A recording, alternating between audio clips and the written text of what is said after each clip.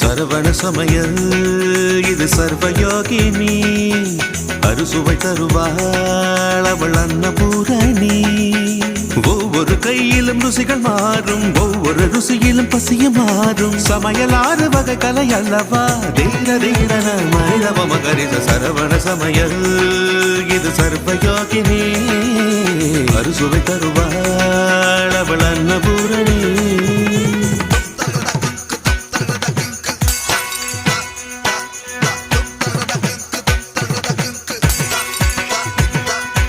எதில் உண்டு கணக்கு, நீ நெருப்ப குறைச்சு வணக்கு. பருப்பு வெந்ததும் வாசம் வந்ததும் பாசம் சேர்த்து எனக்கு.